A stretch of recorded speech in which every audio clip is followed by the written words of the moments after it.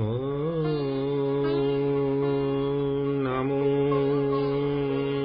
ભગવતે વાસુદેવાય.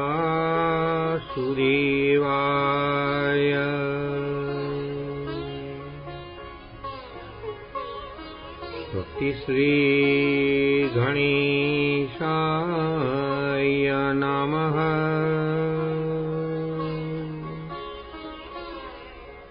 શ્રી સરસ્વત્યે નમઃ.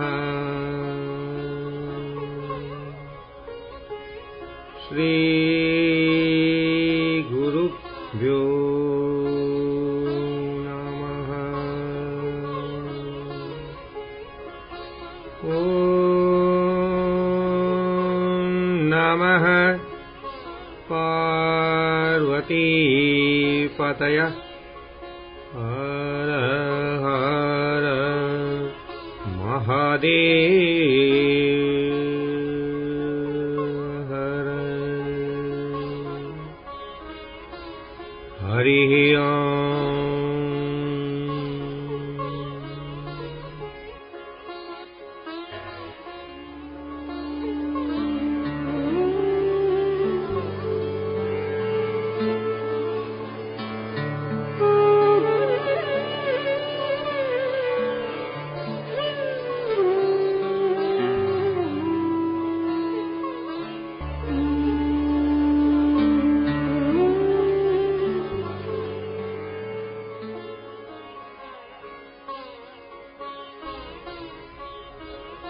યોગેશ્વર શ્રી કૃષ્ણ પરમાત્માની કૃપાથી એક અદ્ભુત અને અનન્ય એવા શ્રીમદ ભગવદ્ ગીતા ગ્રંથનું રસપાન આપણે છેલ્લા થોડા સમયથી કરી રહ્યા છીએ.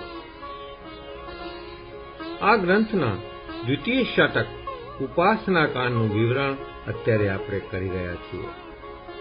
પહેલા 6 અધ્યાયના પ્રથમ ષટકમાં કર્મ મીમાંસાની છણાવટ હતી, તો આ બીજા ષટકમાં ભગવાને ઉપાસનાની વાતો કરી છે. શ્રીમદ ભગવદ્ ગીતાના 8મા અધ્યાયમાં અને બીજા ષટકના બીજા અધ્યાયમાં આપણે હવે પ્રવેશવાની તૈયારી કરી રહ્યા છીએ. આ 8મા અધ્યાયનું નામ અક્ષર બ્રહ્મ યોગ છે. આમાં કુલ 28 શ્લોક છે. આમાં પ્રથમ 2 શ્લોક અર્જુનના મુખે છે, બાકીના 26 શ્લોક ભગવાનના શ્રી મુખેથી ઉચ્ચારાયા છે. અર્જુન પહેલા 2 શ્લોકમાં 8 પ્રશ્નો પૂછે છે અને તેના એ પ્રશ્નોના જવાબ ભગવાન પછીના 26 શ્લોકમાં આપે છે. આપણે 6થા અધ્યાયના પૂર્વવચનમાં 3 પ્રશ્નો ઉઠાવ્યા હતા. તેમાં પહેલો પ્રશ્ન હતો, ભગવાને અવતાર શા કારણે ધર્યા? આ સવાલનો જવાબ અધ્યાય 7ના પૂર્વવચનમાં આપ્યો છે. બીજો પ્રશ્ન હતો, ભગવાને હાથમાં શસ્ત્ર ન ઉપાડવાની પ્રતિજ્ઞા શા માટે લીધી? અને ત્રીજો સવાલ હતો, ભીષ્મ પિતામહે શા કારણે એવી પ્રતિજ્ઞા લીધી કે હું વાસુદેવ કૃષ્ણના હાથમાં હથિયાર ન ઉપડાવું તો ગંગા પુત્ર દેવવ્રત નહીં?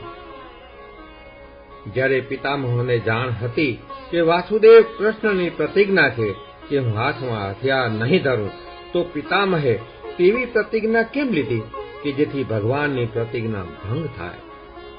આ પાછલા 2 પ્રશ્નોના જવાબ મેળવવાનો આપણે અહીં પ્રયાસ કરીશું. મહાભારતની કથા પ્રમાણે જ્યારે કૌરવો અને પાંડવો વચ્ચે વિષ્ટિ નિષ્ફળ ગઈ અને યુદ્ધ અનિવાર્ય બન્યું, ત્યારે આ યુદ્ધથી અલિપ્ત રહેવાનું ભગવાને નક્કી કર્યું. કારણ કે બંને પક્ષો ભગવાન કૃષ્ણના સંબંધમાં હતા. જોકે સત્ય એક જ પક્ષે પાંડવોને પક્ષે જ હતું. આખા હસ્તિનાપુર રાજ્યના પાંડવો જ સાચા માલિક હતા, પણ કૌરવોએ છળ કપટ કરીને રાજ્ય પડાવી લીધું અને પાંડવોને 12 વર્ષનો વનવાસ આપ્યો. શરત પ્રમાણે પાંડવો વનમાં ચાલ્યા ગયા અને પૂરા 12 વર્ષ સુધી વનવાસ પૂર્ણ કર્યો. તેમાં 1 વર્ષ ગુપ્તવાસમાં પણ રહ્યા. આટલો સમય પૂર્ણ કરી પાછા આવી પોતાનો ભાગ માંગ્યો. ત્યારે દુર્યોધને નિર્લજ્જ બનીને ના પાડી દીધી કે રાજ્ય કેવું અને વાત કેવી, હવે બધું ભૂલી જાઓ. ભગવાન શ્રી કૃષ્ણ સદાય પાંડવોની સહાયમાં હતા. અહીં પણ આવ્યા અને પાંડવોને અને માતા કુંતાને મળીને કૌરવો પાસે વિષ્ટિ માટે ગયા. કોઈ રીતે સમાધાન જો થઈ જાય, જો યુદ્ધ ટાળીને રક્તપાત અટકાવી શકાય. માતા કુંતા જે ભગવાનના સગ્ગા ફૈબા થતા હતા, તેમણે જ્યારે વિષ્ટિ કરવા જતા પહેલા મળવા જાય છે, ત્યારે માતા ભલામણ કરે છે કે વાસુદેવ, જો કૌરવો 5 ગામ આપે તો 5 ભાઈઓ માટે 5 ગામ પણ સ્વીકારી લેજો. મારે હવે આ ભાઈઓ વચ્ચે લોહીની હોડી ખેલાતી નથી જોવી. પણ નિયતિને કોણ બદલી શકે? સામે પક્ષે દુષ્ટ દુર્યોધન હતો અને તેથી પણ વધુ દુષ્ટ તેના અંધ પિતા ધૃતરાષ્ટ્ર હતા, કે જેને રાજ્યગાદીનો એટલો મોહ હતો કે કોઈ પણ ભોગે છોડવા નહોતા માંગતા. મોઢે મીઠું મીઠું બોલે, પાંડવોને મોઢે પુત્ર પુત્ર કરતા રહે, પણ હૃદયમાં તો હળાહળ વિષ ભરેલું હતું. નહીતર તે ધારત તો દુર્યોધનને સમજાવીને વાળી શકત. પણ તે જ અંદરથી ઈચ્છતા હતા કે જો પાંડવોનો કાંટો નીકળી જાય તો મારા પુત્રો નિર્વિઘ્ને રાજ્ય કરી શકે. જ્યાં સુધી પાંડવો આ પૃથ્વી ઉપર જીવિત છે, ત્યાં સુધી મારા પુત્રો સુખેથી રાજ્ય કરી શકશે નહીં. તેમાંય સૌથી વધારે ભય તેને ભગવાન શ્રી કૃષ્ણનો લાગતો હતો.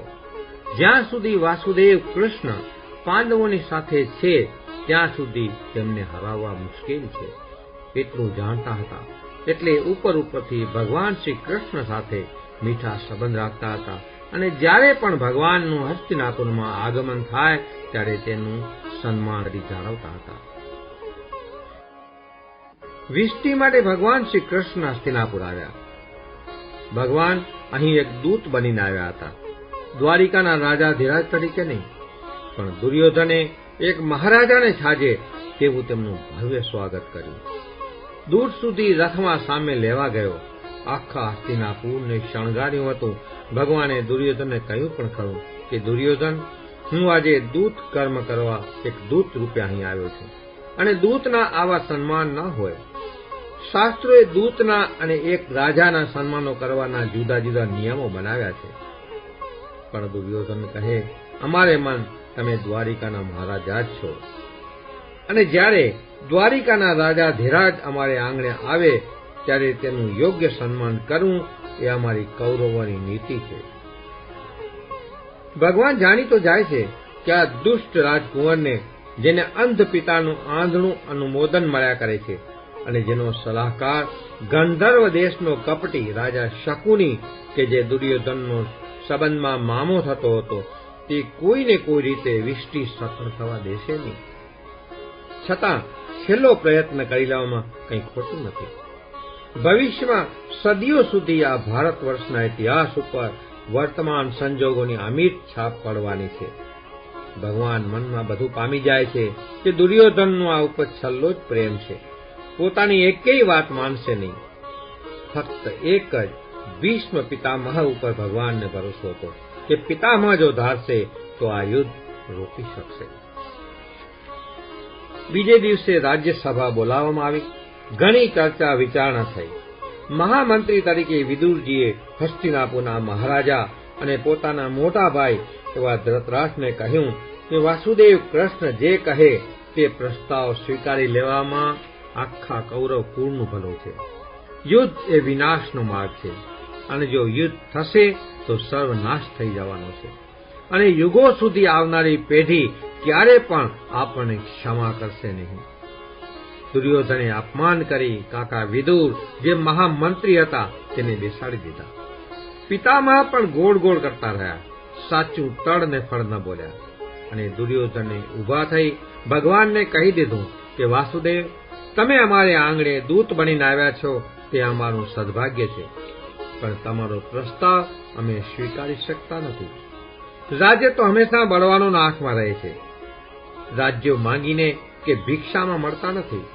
તમારા મિત્રોને એટલું કહેજો કે બાવડામાં બળ હોય તો રાજ્ય કોનું છે તે યુદ્ધના મેદાનમાં નક્કી થશે. આ રીતે વાતોના વડા કરવાથી કંઈ નહીં વળે. વિદુરજી અને પિતામહ સમસમીને બેસી રહ્યા, કંઈ ન બોલ્યા. ભગવાન શ્રી કૃષ્ણ ઉભા થયા અને બોલ્યા, હું આવનારા વિનાશને નજરે જોઈ રહ્યો છું. આ સભામાં આટલા જ્ઞાની વૃદ્ધજનો ગુરુજનો બેઠા છે, પણ વિવેકની સ્પષ્ટ વાત એક વિદુર કાકા સિવાય કોઈએ નથી કરી. લાગે છે નિયતિએ કદાચ આજ નક્કી કર્યું હશે. હવે તો ભાવિ યુદ્ધ ભૂમિમાં જ નક્કી થશે તેમ લાગે છે. આટલું કહી સમાપન કર્યું. કોઈ સંધિ સુલેહ થઈ નહીં. 5 ગામ તો દૂર રહ્યા, પણ દુર્યોધને કહ્યું કે 100ની અણી ખૂંપે એટલી ધરતી પણ પાંડવોને નહીં આપું. રાજ્ય કોનું છે તે હવે યુદ્ધ ભૂમિ જ નક્કી કરશે. અને સભા સમાપ્ત થઈ. હવે જ્યારે રોકાણ કરવાનો કંઈ અર્થ નહોતો, એટલે ભગવાન ત્યાંથી બીજે જ દિવસે નીકળી ગયા અને વળતા થોડે સુધી મૂકવા આવવા કર્ણને સાથે લીધો. કર્ણને પોતાના રથમાં બેસાડ્યો અને તેની પાસે તેના જન્મનું રહસ્ય ખુલ્લું કર્યું. ભગવાને કહ્યું કે કર્ણ, તું રાધેય નથી, તું કૌંતેય છે. તું માતા કુંતાનો સૌથી મોટો પુત્ર હોવાથી મોટો પાંડવ તું છો. તું તારા 12 જણા ભાઈઓ સામે યુદ્ધ કરીશ. તું પાંડવ પક્ષે આવી જા, તને તારા બધા જ અધિકાર પ્રાપ્ત થશે. કર્ણે ફિક્કું હસીને કહ્યું કે વાસુદેવ, તમે કહો છો તેથી આ સત્ય જ હશે, પણ હું માતા કુંતાનો પુત્ર હોઉં તો દુર્યોધનને દગો કઈ દઈ શકું? વાસુદેવ, કોઈ ગર્વની વાત નથી કરતો, પણ મારા બાહુબળ ઉપર તો દુર્યોધને આ યુદ્ધ રૂપી મહાભીષણ સંગ્રામ આદર્યો છે. અને બીજી વાત એ કે જેણે મને શૂન્યમાંથી એક સૂત પુત્રમાંથી રાજા બનાવ્યો, જે આટલો અભિમાની, આટલો ગર્વિષ્ઠ હોવા છતાં મને મિત્ર તરીકે સંબોધે, તેને છેલ્લી ઘડીએ છેદ દઉં તો મારી જનની પણ લાજે. અને હવે કયા મોઢે પાંડવો સામે આવું? હું જાણું છું કે યુધિષ્ઠિર મોટા ભાઈ તરીકે મને સર્વસ્વ અર્પણ કરી દે. જે દ્રૌપદીનું ભરી સભામાં અમે બધાએ મળીને અપમાન કર્યું, ઉપહાસ કર્યો, એ પાંચાલી સામે હું કઈ રીતે આંખ મેળીને ઉભો રહી શકું? સત્ય કહું વાસુદેવ, ભાગ્યે મારી સાથે કેટલી ક્રૂર મજાક કરી છે. મારું કુળ શોધવા માટે હું આજ પર્યંત વિહવળતાથી મથતો રહ્યો. હું કોણ છું? શું ખરેખર સૂત પુત્ર છું? જીવનભર અવહેલના સહેતો રહ્યો જે સચ્ચાઈ જાણવા માટે. એ સચ્ચાઈ આજ જ્યારે મારી સામે આવી ત્યારે હું ક્યાંય ન રહ્યો. જાણે વિધાતાએ મારા માટે કોઈ માર્ગ જ રહેવા દીધો નથી. વાસુદેવ, હવે જે થવાનું હશે તે જ થશે. હું એટલો બંધાઈ ચૂક્યો છું કે દુર્યોધનને છોડીને હવે ક્યાંય ન જઈ શકું. કદાચ આજ મારી નિયતિ હશે. અને અંતે હાથ જોડી પ્રણામ કરી મનમાં કંઈક ભાર લઈ અને ભગવાન શ્રી કૃષ્ણથી છૂટો પડી પોતાના રથમાં બેસી અને કર્ણ હસ્તિનાપુર તરફ પ્રયાણ કરી ગયો. હવે ભગવાન શ્રી કૃષ્ણ પાંડવોને મળવા નીકળ્યા, પણ યુદ્ધ એ હવે નિશ્ચિત જ હતું અને સર્વનાશ થવાનો છે તે પણ ભગવાને જાણી લીધો અને મનમાં નક્કી કરી લીધું કે પોતે આ યુદ્ધથી અલિપ્ત રહેશે. કોઈ પક્ષે નહીં જોડાય, ન પાંડવ ન કૌરવ. એક તરફ પાંડવો સગ્ગા ફૈબાના દીકરા છે, તો બીજી તરફ છે કૌરવો, જેની સાથે પેઢીઓનો સંબંધ છે. અને વધારામાં ભગવાનનો જ પુત્ર સાંબ દુર્યોધનની પુત્રી લક્ષ્મણાને પરણ્યો છે. એ સંબંધે વેવાઈ પણ હતા. ઉપરાંત મોટાભાઈ દાવજીને દુર્યોધન પ્રતિ ઘણો જ સ્નેહ હતો. દુર્યોધન ગદા યુદ્ધ દાવજી પાસે જ શીખ્યો હતો, એટલે બંને વચ્ચે ગુરુ શિષ્યનો પણ સંબંધ હતો. આ બધા કારણોને લઈને નક્કી કરી લીધું કે પોતે અલિપ્ત જ રહેશે. ભગવાન મનમાં સમજતા હતા કે સત્ય પાંડવોને પક્ષે છે, પાંડવો જ સાચા છે. પણ અત્યારે હવે દુર્યોધન એટલો મમતે ચડ્યો છે કે તેને સમજાવી શકાય તેમ નથી. સૌથી વિશેષ આશા હતી પિતામહ પાસે કે પિતામહ કંઈક કરશે, પણ પિતામહ સાવ પાણીમાં બેસી ગયા, એટલે એ આશા પણ નિષ્ફળ ગઈ. હવે તો જે નિયતિએ ધાર્યું હશે તે જ થવાનું છે. પણ પોતે નક્કી કરી લીધું કે આ યુદ્ધમાં હું હાથમાં અસ્ત્ર શસ્ત્ર કંઈ જ નહીં ઉપાડું. પોતાના વિચારો મોટાભાઈ દાઉજીને પણ જણાવી દીધા. દાઉજીએ પણ નક્કી કરી લીધું કે હું તીર્થાટન કરવા વહેલી તકે નીકળી જઈશ. ન દેખવું કે ન દાઝવું. આમાં આંતર કલહથી દૂર રહેવા ભગવાને પણ લઈ લીધું કે હાથમાં શસ્ત્ર નહીં ઉપાડવું, જેથી કોઈ પક્ષ તેમને પોતાની સાથે યુદ્ધમાં જોડાવાનો આગ્રહ ન કરે. પણ ધાર્યું તો આખરે વિધાતાનું જ થાય.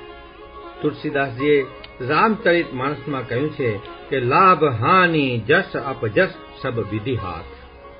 લાભ થવો કે હાનિ જવી, નુકસાન થવું, યશ મળવો કે અપયશ મળવો, આ બધું વિધાતાના હાથમાં છે, મનુષ્યના હાથમાં નથી.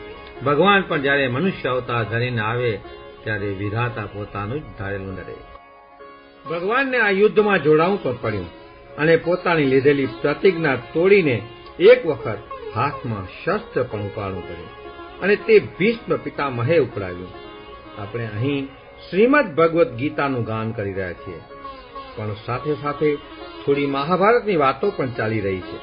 અને આમે પણ શ્રીમદ ભગવદ્ ગીતા એ મહાભારતનું એક અંગ છે. મહાભારતના ભીષ્મ પર્વમાં 25મા અધ્યાયથી લઈને 42મા અધ્યાય સુધીનું 18 અધ્યાયનું પ્રકરણ તે જ શ્રીમદ ભગવદ્ ગીતા. આપણે મહિમા શ્રી કૃષ્ણ ભગવાનનો ગાઈ રહ્યા છીએ અને મહાભારતની જે વાતો આપણે લઈએ છીએ તે પણ કૃષ્ણ ભગવાન વિશેની જ છે. આમ ધીમે ધીમે ગતિ કરતા આજે આપણે 8મા અધ્યાય સુધી પહોંચ્યા છીએ. આ અધ્યાયનું નામ છે અક્ષર બ્રહ્મ યોગ. આ અધ્યાયમાં ભગવાને અક્ષર શું છે, બ્રહ્મ શું છે, અધિયજ્ઞ શું, અધિભૂત શું, અધિદેવ એ શું, તેની વિગતે ચર્ચા કરી છે. અક્ષર એ જ પરાત્પર બ્રહ્મ છે. અક્ષર એટલે જેનો ક્યારેય ક્ષય ન થાય તે, અને તેવું તો એક જ બ્રહ્મ જ હોઈ શકે. આદ્ય શંકરાચાર્ય કહ્યું છે કે બ્રહ્મ સત્ય, જગત મિથ્યા. બ્રહ્મ એ સત્ય એટલા માટે છે કે તે સનાતન છે. ભૂતકાળમાં હતું, વર્તમાન કાળમાં છે અને ભવિષ્ય કાળમાં પણ હશે જ. જ્યારે આ જગત નાશવંત કહ્યું છે. જીવ એ બ્રહ્મનો જ અંશ છે, પણ જીવને કર્મોને કારણે ફરી ફરીને અવતાર ધરવો પડે છે, જ્યારે બ્રહ્મને કોઈ જ કર્મ નથી. ભગવાન કૃષ્ણ પોતે જ પરાત્પર બ્રહ્મ છે, તેને કોઈ કર્મ સ્પર્શતા નથી. ભગવાને પોતે જ કહ્યું છે કે નમે લિંપ્યંતિ કર્માણી, કોઈ કર્મ મને સ્પર્શતા નથી, કારણ કે હું જે કંઈ પણ કરું છું તે નિષ્કામ ભાવથી કરું છું, આ સમષ્ટિના કલ્યાણ માટે કરું છું. આપણા શાસ્ત્રોમાં જ્ઞાનનો અગાધ મહાસાગર ગુગવે છે, તેમાંથી આટલા ટૂંકા સમયગાળામાં કેટલી વાતો કરવી, અને આ બધું જ્ઞાન પચાવવાની આપણી શક્તિની પણ મર્યાદા છે. કોઈ મહાજ્ઞાની, કોઈ પંડિત આ બધી વાતો આપણને વિસ્તારથી સમજાવે, તેના સાચા અર્થો કરીને બતાવે તો આપણે જરૂર કંઈક જાણી શકીએ. આજે 8મા અધ્યાયના પૂર્વવચનમાં ઘણી વાતો થઈ. હજી 6થા અધ્યાયના પૂર્વવચનનો એક પ્રશ્ન, પિતામહે ભગવાન કૃષ્ણના હાથમાં હથિયાર ઉપડાવવાની પ્રતિજ્ઞા કેમ લીધી, તે બાકી રહ્યો છે. ઈશ્વર કૃપા તો હવે પછીના અધ્યાયમાં તે વિશે વાત કરીશું. ત્યાં સુધી અહીં પૂર્વવચનને વિરામ આપી આપણે 8મા અધ્યાય અક્ષર બ્રહ્મ યોગ પ્રતિ ગતિ કરીશું.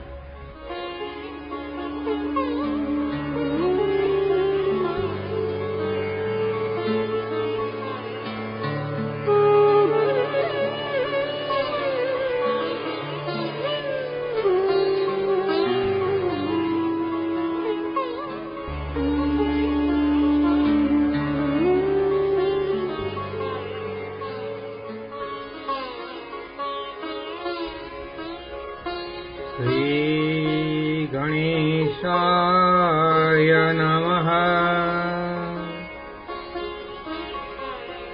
અસ્ય શ્રીમદ્ભગવદ્ગીતામાલા મંત્રસ્ય ભગવાન વેદવ્યાસ ઋષિઃ અનુષ્ટુપ છંદઃ શ્રી કૃષ્ણ પરમાત્મા દેવતા. સચ્ચિદાનંદ રૂપાય વિશ્વોત્પત્યાદિ હેતવે तापत्रय विनाशाय श्रीकृष्णाय वयं नमः। वासनात् वासुदेवस्य वासितं भुवनत्रयम् सर्वभूतनिवासोऽसि श्रीवासुदेव नमोऽस्तुते।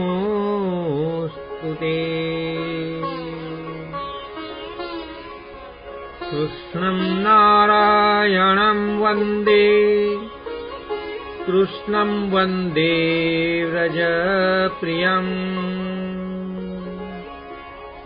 कृष्णं द्वैपायनं वन्दे कृष्णं वन्दे प्रथासुतम्।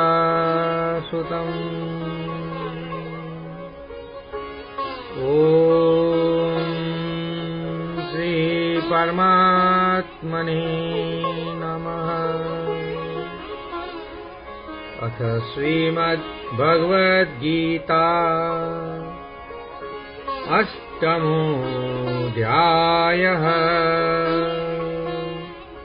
अक्षरब्रह्मयोगः।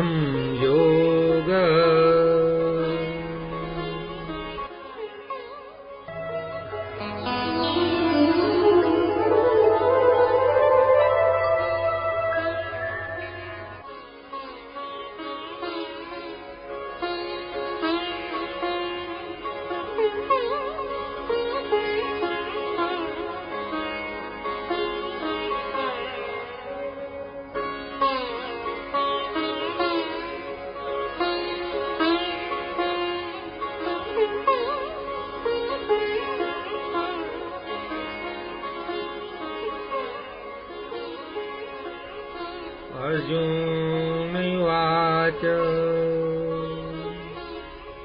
किं तद्ब्रह्म किम् अध्यात्मम् किं कर्म पुरुषोत्तम अधिभूतं च किं प्रोक्तम् अधिदेवं किमुच्यते।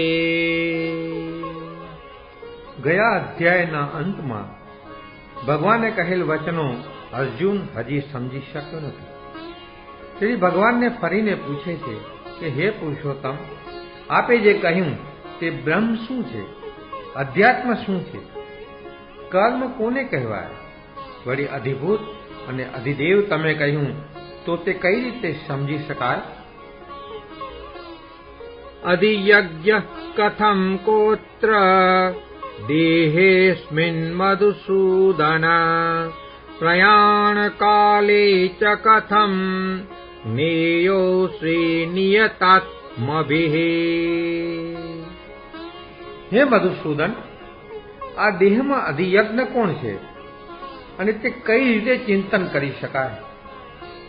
અંતકાળ સમયે ચિત્તને વશમાં રાખનારા મનુષ્ય વડે આપને કઈ રીતે ધ્યાનમાં લાવી શકાય અને આપ કઈ રીતે આવા મનુષ્યને જાણવામાં આવો છો?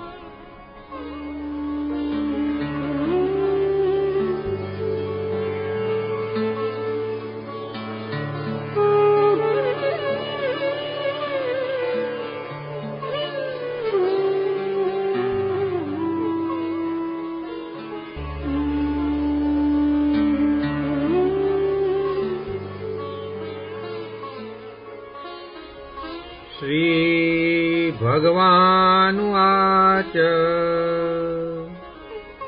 અક્ષરં બ્રહ્મ પરમં સ્વભાવોધ્યાત્મમુચ્યતે ભૂતભાવોદ્ભવકરો વિસર્ગઃ કર્મ સંગિતઃ. અર્જુનના પ્રશ્નનો ઉત્તર આપતા ભગવાન બોલ્યા, હે અર્જુન, પરમ અક્ષર તેને કહેવાય છે કે જેનો કદી નાશ થતો નથી. સચ્ચિદાનંદ આનંદઘન પરમાત્મા પોતે બ્રહ્મ છે. પોતાના શરીરમાં રહેલો જીવાત્મા અધ્યાત્મ કહેવાય છે અને આ સર્વભૂતોની ઉત્પત્તિ અને વૃદ્ધિ કરનારો શાસ્ત્ર વિધિ અનુસાર યજ્ઞ, દાન, હોમ, હવન નિમિત્તે જે દ્રવ્યનો ત્યાગ કરે છે તેને તું કર્મ જાણ. અધિભૂતમ ક્ષરો ભાવ પુરુષાદિદૈવતમ અધિયજ્ઞોહમેવાત્ર દેહે દેહભૃતામ વર. હે પાર્થ, આ જગતમાં ઉત્પન્ન થનારા અને નાશ પામનારા જે પદાર્થો છે તેને અધિભૂત કહેવાય છે, અને આ દેહ મધ્યે જે હિરણ્યગર્ભ પુરુષ છે તેને અધિદૈવ કહેવામાં આવે છે. હે પ્રિય, આ દેહમાં હું પોતે જ વિષ્ણુ રૂપી અધિયજ્ઞ છું. અંતકાલે ચ મામેવ સ્મરન મુક્ત્વા કલેવરમ યઃ પ્રયાતિ સમદ્ભાવમ યાતિ નાત્યત્ર સંશયઃ. અંતકાળે જ્યારે પ્રાણ તત્વ શરીરનો ત્યાગ કરવાની તૈયારી કરે ત્યારે જે મનુષ્ય મારું સ્મરણ કરતો, મારું નામ રટતો, શાંત સ્થિતિમાં પ્રાણને મારા સ્વરૂપમાં વિલીન થવા દે તેવો મનુષ્ય સાક્ષાત મારા જ સ્વરૂપને પામે છે, તેમાં કોઈ શંકા નથી.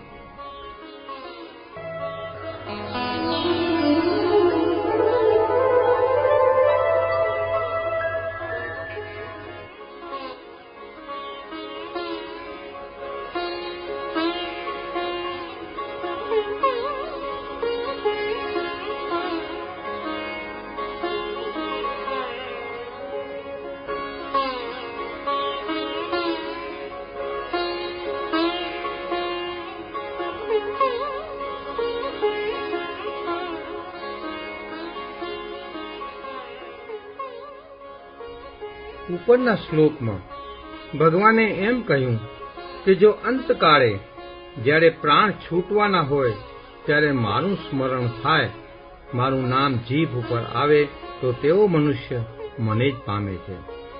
અંતકાળે ભગવાનનું નામ કઈ રીતે જીભ પર આવે? મોટાભાગે લોકોને એમ કહેતા સાંભળીએ છીએ કે હજુ તો વાર છે, ગળપણમાં ગોવિંદ ગાશું, ઘરડા થઈ જશું, પછી દરરોજ ભગવત ભજન કરશું. આ કેટલી છેતરામણીની વાત છે. જ્યારે જીવનભર ઈશ્વર સ્મરણ ન કર્યું, ક્યારેય મોઢેથી ભગવાનનું નામ ન લીધું, તો અંત સમયે ક્યાંથી યાદ આવશે? શરીર જ જ્યારે વ્યાધિઓથી ઘેરાયેલું હોય, હાથ પગ કામ ન કરતા હોય, મન ક્યાંક ભંગતું હોય, ત્યારે ભગવાનનું નામ જીભે ક્યાંથી ચડે? આદ્ય શંકરાચાર્યએ પોતાના સ્તોત્ર ચરપટ પંજરિકામાં કહ્યું છે કે અંગમ ગલિતમ પલિતમ મુંડમ દશન વિહીનમ જાતમ તુંડમ.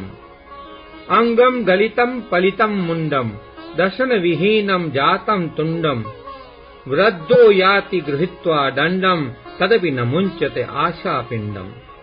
ભજ ગોવિંદમ ભજ ગોવિંદમ ભજ ગોવિંદમ મૂઢમતે પ્રાપ્તે સન્નિહિતે મરણે નહીં નહીં રક્ષતિ દુઃખં કરણે. ભજ ગોવિંદમ ભજ ગોવિંદમ.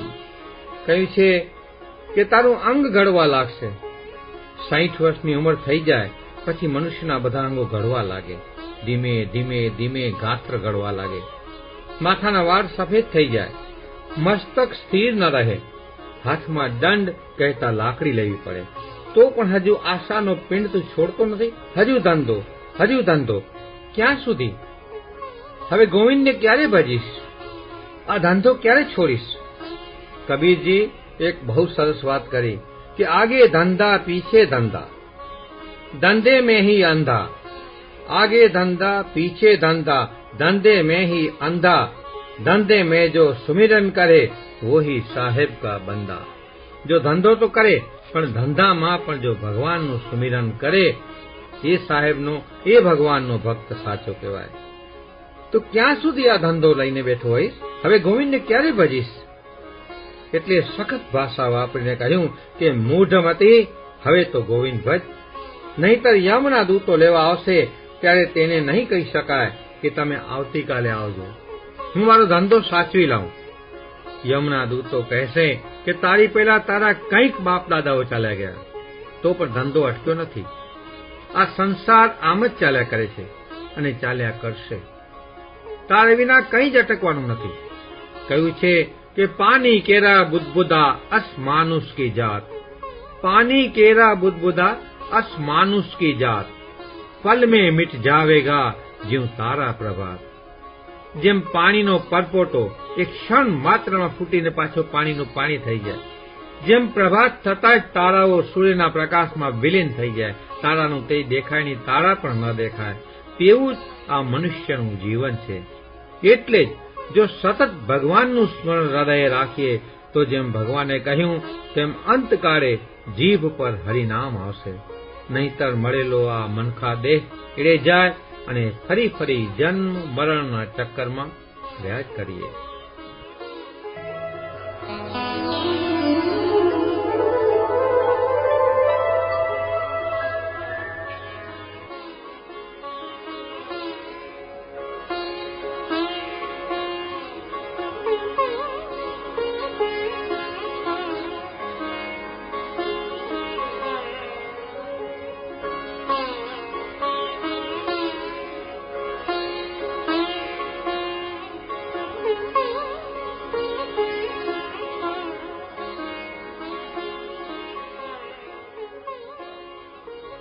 યમ યમ વાપી સ્મરન ભાવમ ત્યજન્તિ કલેવરમ તમ તમેવેતિ કૌંતેય સદા તદ્ભાવ ભાવિતઃ. હે કુંતી પુત્ર, મનુષ્ય અંતકાળે જ્યારે પ્રાણ પ્રયાણ કરવાની ઘડી આવે ત્યારે જે પણ ભાવને સ્મરણ કરતો હોય, છેલ્લા શ્વાસ ચાલતા હોય, આત્મા દેહ છોડવાની તૈયારીમાં હોય, ત્યારે જેવું ચિંતન ચાલતું હોય સદા તે જ ભાવને પામે છે. એટલે જો અંત સમયે પ્રભુનું નામ મુખમાં હોય તો મનુષ્ય સદગતિને પામે છે. તસ્માત સર્વેષુ કાલેષુ મામનુસ્મરયુધ્ય ચ મયાર્પિત મનો બુદ્ધિ મામે વૈશ્યસ્ય સંશયમ. હે અર્જુન, તેટલા માટે તું સર્વકાળમાં નિરંતર મારું જ સ્મરણ કર અને યુદ્ધ પણ મારામાં મન બુદ્ધિ પરોવીને કર. આ રીતે સર્વ રીતે મને અર્પણ કરીને તું કર્મ કરીશ તો નિસંદેહ મને જ પામીશ, તેમાં જરા પણ શંકા કરીશ નહીં. અભ્યાસ યોગ યુક્તેન ચેતસા નાન્યગામિના પરમં પુરુષં દિવ્યમ યાતિ પાર્થાનુચિંતયન. હે પ્રથાપુત્ર, અભ્યાસરૂપી યોગથી યુક્ત થયેલો તું પછી બીજા કશામાં નહીં જોડાયેલા ચિત્તવાળો નિષ્દિન એ પરમ પ્રકાશ સ્વરૂપ પરમેશ્વરનું ધ્યાન ધરતો તેને પામીશ. કારણ કે પ્રકૃતિનો નિયમ છે કે અહર્નિશ જેનું ચિંતન મનુષ્ય કરે અંતે તેને જ પામે.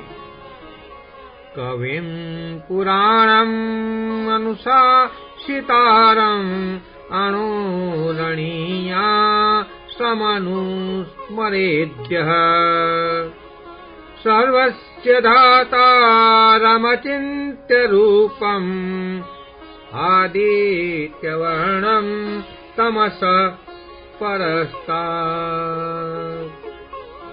હે પરમ પ્રિય, તેથી જે પુરુષ આ સર્વજ્ઞ અનાદિ એટલે જેનો આદિ નથી, મધ્ય નથી કે અંત પણ નથી, તેવા સર્વના નિયંતા અને જે સૂક્ષ્મથી પણ અતિ સૂક્ષ્મ છે, જે સર્વના ધારણ કરનાર પોષણ કરનાર અચિંત્ય રૂપ છે, સૂર્યના સરખા નિત્ય ચેતન પ્રકાશ રૂપ છે, અવિદ્યારૂપી તમથી જે અતિ પરે શુદ્ધ સચ્ચિદાનંદ ઘન પરમાત્માનું સ્વરૂપ છે, તેનું સ્મરણ કરે તે મારો પરમ મિત્ર છે.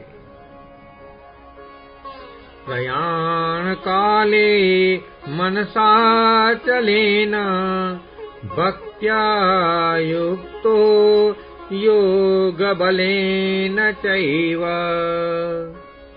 ભ્રુવોર મધ્યે પ્રાણમાવેશ્ય સમ્યક સતમ પરમં પુરુષમ ઉપેતિ દિવ્યમ.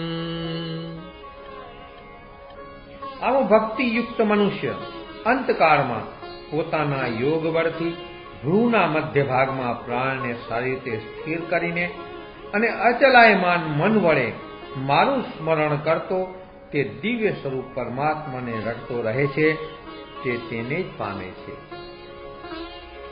યદક્ષરં વેદવિદો વદન્તિ વિશન્તિ યદ્યતયો વેત્તરાગઃ યદિચ્છન્તો બ્રહ્મચર્યં ચરન્તિ તત્તે પદં સંગ્रहेણ પ્રવક્ષ્યે. હે કુરુનંદન, વેદ વેદતાઓ એટલે કે વિદ્વાનો જે સચ્ચિદાનંદ ઘન સ્વરૂપ પરમ પદને ઓમકાર નામથી ઓળખે છે અને આસક્તિ રહિત જે મહાત્માઓ તથા જે પરબ્રહ્મ પદને ઈચ્છનારા બ્રહ્મચર્યનું આચરણ કરી એ અક્ષર બ્રહ્મને કઈ રીતે પામે છે તે હવે હું તને કહીશ. સર્વદ્વારાણિ સંયમ્ય મનોહૃદિ નિરુધ્ય ચ મૂર્ધન્યાધાયાત્મનઃ પ્રાણમ આસ્થિતો યોગધારણા. હે અર્જુન, હું તને હવે તેની રીત સમજાવું છું. આ ઇન્દ્રિયોના જે 9 દ્વાર કયા છે તે સર્વ દ્વારો બંધ કરીને, એટલે ઇન્દ્રિયોના જે વિષયો છે રૂપ, રસ, ગંધ, સ્પર્શ વગેરેથી મનને અલિપ્ત કરીને, અંતર્મનને હૃદયમાં નિરોધ કરીને, પછી પોતાના પ્રાણને મસ્તકમાં સ્થાપન કરી યોગમાં સ્થિત થવા સંપૂર્ણ સજ્જ થવું. ઓમિતેકાક્ષરં બ્રહ્મ વ્યાહરન મામનુસ્મરન યઃ પ્રયાતિ ત્યજન દેહં સયાતિ પરમામ ગતિમ. જે મનુષ્ય આ ઓમ જે એકાક્ષરી બ્રહ્મનું નામ છે, આ ઓમ એ એક અક્ષર રૂપી બ્રહ્મ છે અને તે જ અક્ષર છે.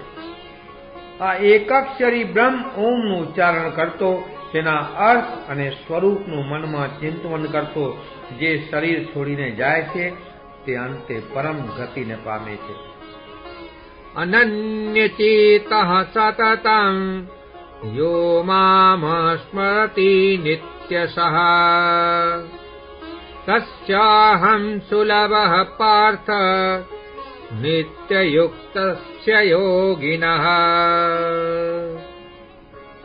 હે પાર્થ, જે પણ વ્યક્તિ મારામાં અનન્ય ચિત્તથી જોડાઈ ગયો છે, જે સદા મારું જ સ્મરણ કરે છે, તેવા નિરંતર મારામાં યુક્ત થયેલા અર્થાત જોડાયેલા યોગી મનુષ્યને મારી પ્રાપ્તિ ઘણી સુલભ છે. હું સહજતાથી તેને પ્રાપ્ત થાઉં છું.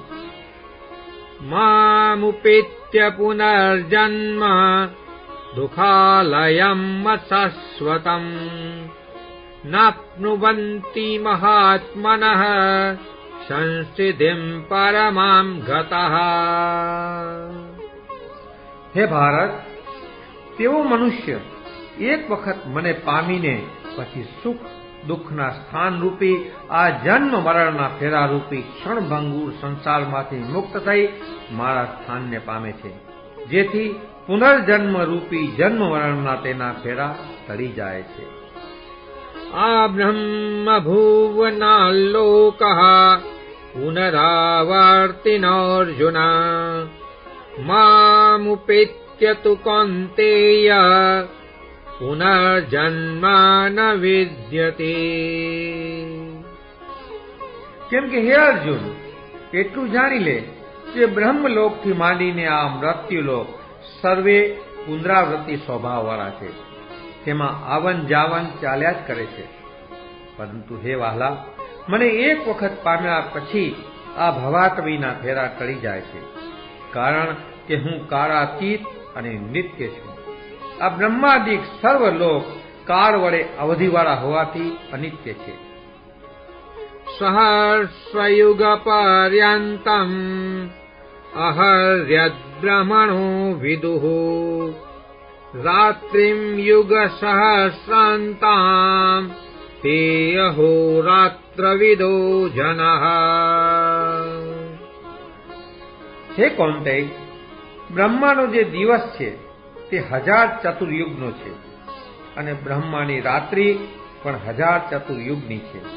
આ વાતને જે લોકો તત્વથી જાણે છે તેવા યોગીઓ કાળના તત્વને જાણનારા છે.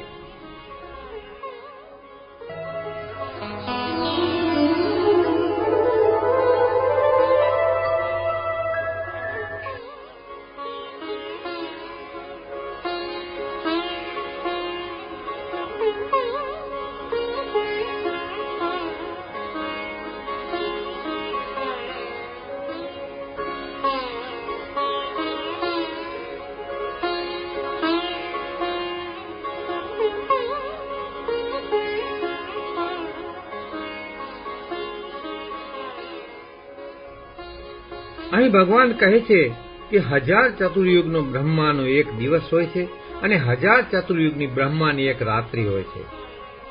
આ યુગોની ગણતરી મહાભારત પુરાણમાં આપેલી છે.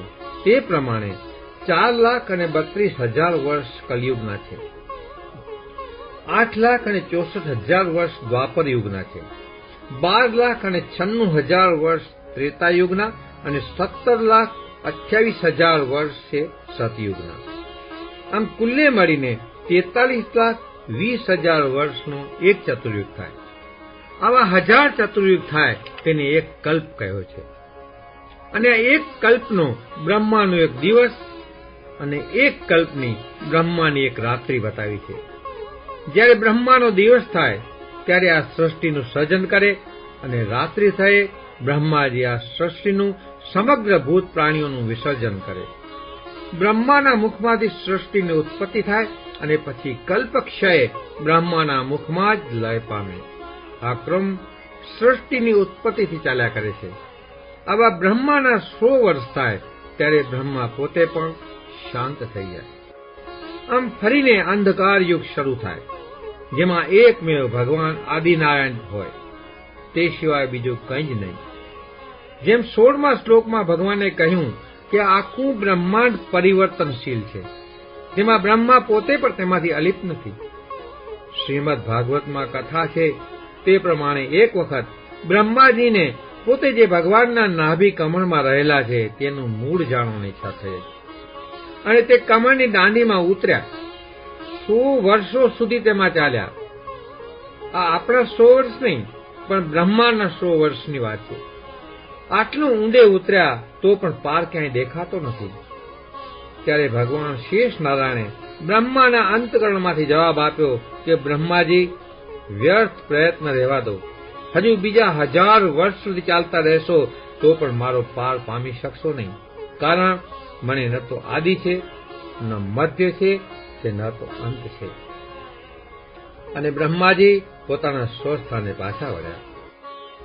શાસ્ત્રો ત્યાં સુધી કહે છે કે તેનો તે ભૂત સમુદાય ફરીને ઉત્પન્ન થાય છે અને ફરીને લય પામે છે. 4થા અધ્યાયના 5મા શ્લોકમાં ભગવાને અર્જુનને કહ્યું કે તારા અને મારા અનેક જન્મ વ્યતીત થઈ ગયા છે. તું આ બધાને જાણતો નથી, પણ હું એ સર્વે જાણું છું. અને તું એ જાણવાનો પ્રયત્ન કરીશ તો પણ જાણી શકીશ નહીં, કારણ કે આ મારી માયા છે, જે મનુષ્યને પોતાના પાછલા કોઈ જન્મની સ્મૃતિ રહેવા દેતી નથી. નહીતર મનુષ્યો તેને યાદ કરી કરી દુઃખી થઈ જાય. સંસારમાં રહીને નિજ કર્મ કરતા રહીને જે ભગવત સ્મરણ કરતો રહે છે, હું સદાય તેની સાથે જ છું. હે અર્જુન, આ જગત કર્મ પ્રધાન છે. જે કર્મ કરીએ તે સારા કે નરસા ફળ આપ્યા વગર ન રહે. 3 પ્રકારના કર્મો કહ્યા છે: ક્રિયમાણ કર્મ, સંચિત કર્મ અને પ્રારબ્ધ કર્મ. ક્રિયમાણ કર્મ તે છે જે તરત જ ફળ આપે છે. કંઈ કર્યું અને તેનું ફળ આપણને તરત જ મળી ગયું, એટલે ક્રિયમાણ કર્મ શાંત થઈ ગયા. કેટલાક કર્મો એવા છે કે જે તરત જ નથી ફળતા, લાંબા સમયે ફળે છે. તે સંચિત કર્મ. દાખલા તરીકે આંબો વાવ્યો, તે 5 વર્ષે ફળ આપે. તરત જ ના આપે, અને એ જ રીતે બહુ લાંબા ગાળાના ફળો પ્રારબ્ધ કર્મમાં જમા થાય છે અને સમય આવે ફળે છે. ઘણી વખત કોઈ માણસ સમાજમાં બધી રીતે બદનામ હોય છતાં ખૂબ સુખી હોય, તે તેના પૂર્વે કરેલા સારા કર્મોના ફળ છે, જે પ્રારબ્ધ કર્મ એને ફળ આપે છે. જે અત્યારે ખરાબ કર્મો કરતો હોવા છતાં સુખી છે, હવે જે ખોટા કર્મો કરે છે તે પ્રારબ્ધ કર્મમાં જમા થતા રહે છે. સમય આવે તે ભોગવવા જ પડશે, તેમાં કોઈ છૂટછાટ છે જ નહીં. ભગવાનનો ચોપડો એ કોઈ વેપારીનો ચોપડો નથી કે જમા ઉધારના સરવાળા અને બાદબાકી થાય. ભગવાન કહે છે કે તું સારા કર્મો કર અને સારું કર્મ ભોગવ, ખરાબ કર્મ કર અને તેનું બુરું ફળ પણ તારે ભોગવવાનું જ છે. આવો કર્મનો અટલ સિદ્ધાંત છે. ફક્ત એટલું છે કે આપણને પાછલા જન્મોની સ્મૃતિ નથી, તેથી આપણને ખબર નથી પડતી કે કયા કર્મોના ફળ ભોગવીએ છીએ. ભગવાન કહે છે કે જે યોગીજનો કાળના તત્વોને જાણે છે તેવા બ્રહ્મવેતાઓ કર્મ અંગેની આ મીમાંસા જાણે છે.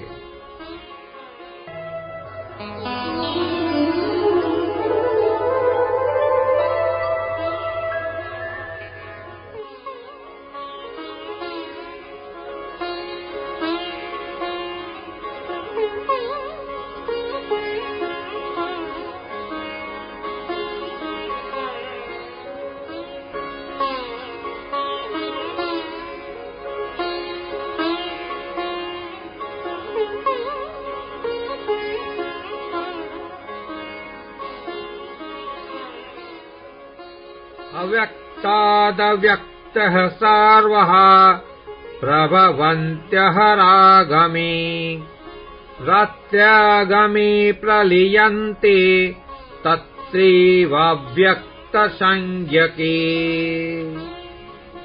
અને આ કારણે તેઓ જાણે છે કે દૃશ્ય માત્ર ભૂત પ્રાણીઓ જ્યારે બ્રહ્માનો દિવસ થાય ત્યારે બ્રહ્માના સૂક્ષ્મ શરીરમાંથી ઉત્પન્ન થાય છે, અને બ્રહ્માની જ્યારે રાત્રિ થાય છે ત્યારે ફરીને અવ્યક્ત નામવાળા બ્રહ્માના સૂક્ષ્મ શરીરમાં જ લય પામે છે. અને હે ભરત શ્રેષ્ઠ, તેનો તે ભૂત સમુદાય ફરી ફરી ઉત્પન્ન થઈને પ્રકૃતિના નિયમવશ પરવશપણે બ્રહ્માની રાત્રિ થતાં તેમાં જ લય પામે છે, અને દિવસ થતાં ફરીને ઉત્પન્ન થાય છે. આ પ્રમાણે તે બ્રહ્મા પોતે પણ જ્યારે 100 વર્ષ પૂર્ણ કરે છે ત્યારે પોતાના લોક સાથે સંપૂર્ણ શાંત થઈ જાય છે. ભૂતગ્રામ સ એવાયં ભૂત્વા ભૂત્વા પ્રલીયતે રાત્ર્યાગમે અવસઃ પાર્થ પ્રભવત્યઃ રાગમે. અને હે ભરત શ્રેષ્ઠ, તેનો તે ભૂત સમુદાય ફરી ફરી ઉત્પન્ન થઈને પ્રકૃતિના નિયમવશ પરવશપણે બ્રહ્માની રાત્રિ થતાં તેમાં જ લય પામે છે, અને દિવસ થતાં ફરીને ઉત્પન્ન થાય છે. આ પ્રમાણે તે બ્રહ્મા પોતે પણ જ્યારે 100 વર્ષ પૂર્ણ કરે છે ત્યારે પોતાના લોક સાથે સંપૂર્ણ શાંત થઈ જાય છે. પરસ્તસ્માત્તુ ભાવોન્યો અવ્યક્તો વ્યક્તઃ સનાતનઃ યસ્ સર્વેષુ ભૂતેષુ નશ્યત્સુ ન વિનશ્યતિ. પરંતુ તે અવ્યક્તથી પણ અતિ પરે બીજું એક વિલક્ષણ અવ્યક્ત ભાવ છે, જે સનાતન છે. યાવત ચંદ્ર દિવાકરો છે એ ધામ તે સચ્ચિદાનંદ ઘન પૂર્ણ બ્રહ્મ પરમાત્માનું ધામ છે, જે સર્વભૂત સમુદાય નષ્ટ થવા છતાં પણ નષ્ટ થતું નથી. અવ્યક્તોક્ષર ઇત્યુક્ત તમાહુ પરમાં ગતિમ યમ પ્રાપ્ય ન નિવર્તન્તે સદ્ધામ પરમં મમ. હે કુરુનંદન, શાસ્ત્રોએ આને અવ્યક્ત અક્ષર એવું નામ આપ્યું છે, અને તે જ અવ્યક્ત અક્ષર નામક ભાવને પરમ ગતિ કહી છે. અને જે અવ્યક્ત ભાવને પામીને મનુષ્ય ફરીને પાછા સંસારમાં આવતા નથી તેને જ મારું પરમ ધામ માન. પુરુષઃ સપરઃ પાર્થ ભક્ત્યા લભ્યસ્ત્વનન્યયા યસ્યાંતઃ ભૂતાની યેન સર્વં ઇદં તતં. અને હે પાર્થ, એ પણ સમજ કે જે પરબ્રહ્મ પરમાત્માના અંતરમાં આ સર્વભૂતો રહેલા છે અને જે સચ્ચિદાનંદ ઘન પરમાત્માથી આ સર્વ જગત પરિપૂર્ણ છે, તે સનાતન અવ્યક્ત પરમ બ્રહ્મને કેવળ અનન્ય ભક્તિ વડે જ પામી શકાય છે, બીજી કોઈ રીતે નહીં. યત્ર કાલે ત્વનાવૃતિમ આવૃતિમ ચૈવ યોગિનઃ પ્રયાતા યાન્તિ તમ કાલં વક્ષ્યામિ ભરતર્ષભ. હે ભરત શ્રેષ્ઠ, જે કાળમાં આ શરીર છોડીને ગયેલા યોગીજનો પાછા નથી ફરતા અને જે કાળમાં ગયેલા પાછા ફરી જન્મ મરણના ફેરામાં ફરે છે, તે કાળ માર્ગ અથવા આવન જાવન જે પ્રક્રિયા છે તે તને કહું છું, તે તું મારી પાસેથી સાંભળ. અગ્નિર્જ્યોતિરઃ શુક્લઃ ક્ષણમાસા ઉત્તરાયણમ તત્ર પ્રયાતા ગચ્છન્તિ બ્રહ્મ બ્રહ્મ વિદો જનઃ. અને આ બે માર્ગ મેં કહ્યા, તેમાંથી જ્યોતિર્મય અગ્નિના અભિમાની દેવતા, દિવસના અભિમાની દેવતા, તેમજ શુક્લ પક્ષના અભિમાની દેવતા અને ઉત્તરાયણના 6 માસના અભિમાની દેવતા છે. તે માર્ગે ગયેલા બ્રહ્મવેતા યોગીઓ તે દેવતા વડે છેલ્લે બ્રહ્મલોકને પામે છે. ધૂમો રાત્રિસ્તથા કૃષ્ણ ક્ષણમાસા દક્ષિણાયનમ તત્ર ચંદ્રમસં જ્યોતિર યોગી પ્રાપ્ય નિવર્તતે. હે પાર્થ, ધૂમાભિમાની દેવતા, રાત્રિ અભિમાની દેવતા તથા કૃષ્ણ પક્ષના અભિમાની દેવતા દક્ષિણાયના 6 માસના અભિમાની દેવતા છે. તે માર્ગમાં ગયેલા સકળ કર્મયોગી ચંદ્રમાની જ્યોતિને પ્રાપ્ત થઈ સ્વર્ગમાં પોતાના શુભ કર્મોના ફળને ભોગવી તે પૂર્ણ થયે ફરીને પુનર્જન્મને પામે છે. શુક્લ કૃષ્ણે ગતિ હેતે જગત શાશ્વતે મતે એકયા યાતિ અનાવૃતિમ અન્યયા આવર્તતે પુનઃ. કેમ કે જગતના આ બે પ્રકારના માર્ગ શુક્લ અને કૃષ્ણ એટલે એક દેવયાન માર્ગ છે અને એક પિતૃયાન માર્ગ છે. આ બે માર્ગો સનાતન છે. તેમાં એકમાં ગયેલા પાછા ફરીને ન આવવાવાળી પરમ ગતિને પામે છે અને બીજામાં ગયેલા પુણ્ય ક્ષીણ થયે ફરીને જન્મ મરણની ગતિને પામે છે. નૈતે શ્રુતિ પાર્થ જાનન યોગી મુહ્યતિ કશ્ચન તસ્માત્ સર્વેષુ કાલેષુ યોગયુક્તો ભવાર્જુન. હે અર્જુન, આ બંને માર્ગોને જે જ્ઞાની તત્વથી જાણે છે તેવો યોગીજન મોહ પામતો નથી. અને તું આ સર્વ હવે જાણી શક્યો છે, તેટલા માટે હે પ્રિય, તું સર્વ કાળમાં સમત્વ બુદ્ધિ રૂપ યોગથી યુક્ત થઈને સર્વથા મારામાં પ્રીતિવાળો થઈ મારી પ્રાપ્તિ માટે સાધન કરવા વાળો થા.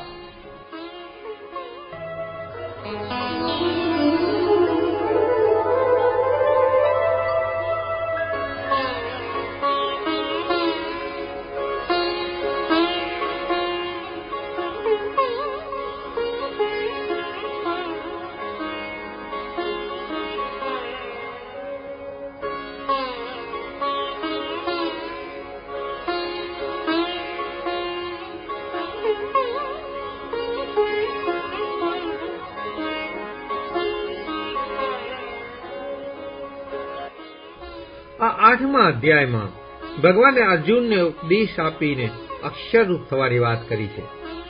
અક્ષરરૂપ થવું એટલે ભગવાનની પ્રાપ્તિ કરવી, ભગવાનમય થઈ જવું. ભગવાનની પ્રાપ્તિ આ યુગમાં સદેહે તો આપણને થાય નહીં. શંખ, ચક્ર, ગદા, પદ્મ ધારણ કરી અને ભગવાન આપણી સામે આવે તો આપણે એ તેજ એમનું સહન ન કરી શકીએ. 11મા અધ્યાયમાં અર્જુનને પોતાનું વિશ્વરૂપ સ્વરૂપ દેખાડે છે.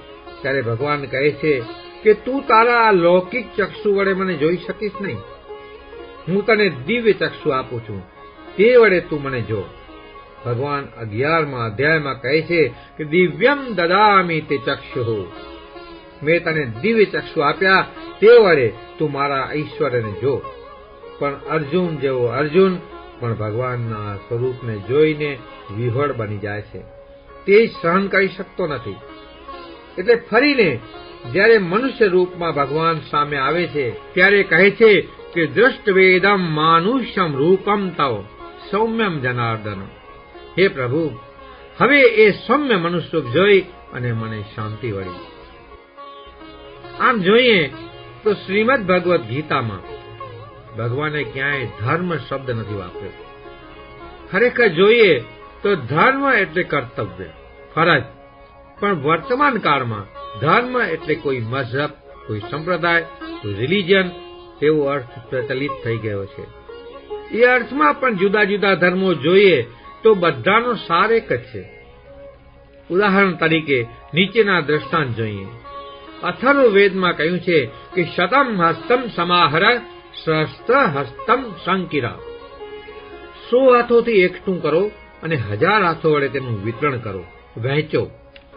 બાઇબલમાં કહ્યું છે કે તને છૂટથી જે પ્રભુએ આપ્યું છે તે તું છૂટથી વહેંચતો રહે. કુરાનમાં કહ્યું છે કે અલ્લાહે તને આપેલું છે તેમાંથી ઠરાવેલો ભાગ તું જરૂરતમંદ લોકોને વહેંચતો જા. આમ બધા જ ધર્મોનો સાર તો એક જ છે. તેનું મૂળ તત્વ છે સદાચરણ. સદ આચરણ કરવું જોઈએ, કોઈને દુઃખ ન પહોંચાડવું, અણહકનું કોઈ પાસે ઝૂંટવી ન લેવું. આમ તો બધા ધર્મો આ જ કહે છે. ચાણક્ય અર્થશાસ્ત્રમાં ભગવાન કૌટિલ્યે સુખનું મૂળ બતાવ્યું છે. કહ્યું છે કે સુખસ્ય મૂલમ કિમ, સુખનું મૂળ શું? જવાબ આપ્યો છે ધર્મ. ધર્મનું મૂળ શું? તો ધર્મસ્ય મૂલમ કિમ. ત્યારે પૂછ્યું કે ધર્મનું મૂળ શું? જવાબ છે અર્થ, મતલબ ધન, લક્ષ્મી, પૈસા, દોલત. અર્થસ્ય મૂલમ કિમ. ત્યારે સામો સવાલ પૂછ્યો કે અર્થનું મૂળ શું? તો પછી એનું મૂળ કયું? તો ધનનું મૂળ શું? તો કહે છે વાણિજ્ય અર્થસ્ય મૂલમ. વેપાર એ ધનનું મૂળ છે. કહ્યું છે ને કે વ્યાપારે લક્ષ્મી વસે. પછી પૂછ્યું પાછું કે વાણિજ્ય મૂલમ કિમ. તો વાણિજ્ય વેપારનું મૂળ શું? તો કહે છે સ્વાતંત્ર્યમ. સ્વતંત્રતાપૂર્વક જે વેપાર ધંધો થાય એ એનું મૂળ છે. તો સ્વાતંત્ર્ય મૂલમ કિમ. સ્વાતંત્ર્યનું મૂળ શું? તેનો જવાબ છે સચ્ચરિત્ર. આ ઉપરથી ફલિત થાય કે સુખનું અંતિમ મૂળ સચ્ચરિત્ર છે અને સચ્ચરિત્ર ધર્મથી જુદું નથી. સચ્ચરિત્રનું બીજું નામ શીલ પણ થાય. મહાભારતમાં ધૃતરાષ્ટ્ર પોતાના પુત્ર દુર્યોધનને શીલવાન બનવાની સલાહ આપે છે. યદિચ્છસી શ્રિયમ તાત યાદસી સા યુધિષ્ઠિરે વિશિષ્ટામ વા નરવ્યાગ્ર શીલવાન ભવ પુત્રક. હે પુત્ર, જો તું યુધિષ્ઠિર પાસે છે તેવું શીલ, તેવી સ્ત્રી એટલે કે લક્ષ્મી અને તેજસ્વીતા ઈચ્છતો હો તો તું ચરિત્રવાન થા.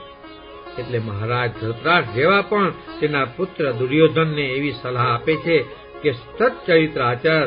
જો તારે યુધિષ્ઠિર જેવા ચારિત્રવાન થવું હોય તો સચ્ચરિત્ર આચર, અને સચ્ચરિત્ર એ જ ધર્મ છે. આવી અસંખ્ય વાતો ભગવાને શ્રીમદ ભગવદ્ ગીતામાં અર્જુનને ઉદ્દેશીને કહી છે.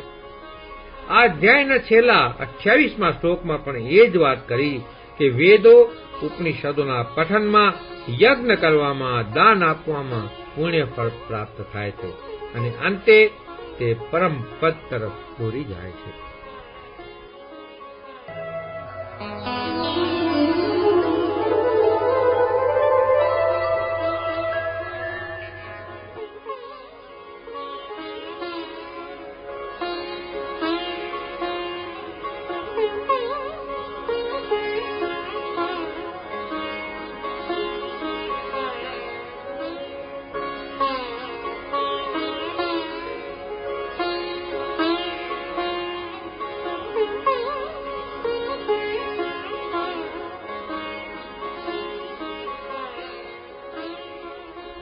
વેદેષુ યજ્ઞેષુ તપસુ ચૈવ દાનેષુ યત પુણ્યફલમ પ્રદિષ્ટમ અત્યેતિ તત્સર્વમિદં વિદિત્વા યોગી પરમ સ્થાનમુપેતિ ચાદ્યમ.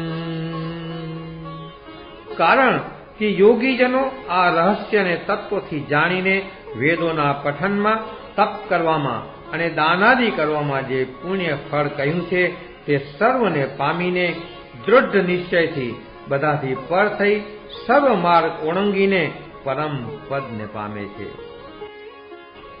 હરિ ઓમ તત્સદિતિ. શ્રીમદ્ ભગવદ્ ગીતાસુ ઉપનિષત્સુ બ્રહ્મ વિદ્યાયામ યોગશાસ્ત્રે શ્રી કૃષ્ણાર્જુન સંવાદે અક્ષરબ્રહ્મ યોગો નામ અષ્ટમો ધ્યાયઃ. હરિ ઓમ તત્સત. હરિ ઓમ તત્સત. હરિ ઓમ તત્સત. આ પ્રમાણે શ્રીમન્ મહાભારતના ભીષ્મ પર્વમાં શ્રીમદ્ ભગવદ્ ગીતા રૂપી ઉપનિષદના યોગ શાસ્ત્રમાં શ્રી કૃષ્ણ અને અર્જુનના સંવાદમાં અક્ષર બ્રહ્મ યોગ નામનો 8મો અધ્યાય પૂર્ણ થયો.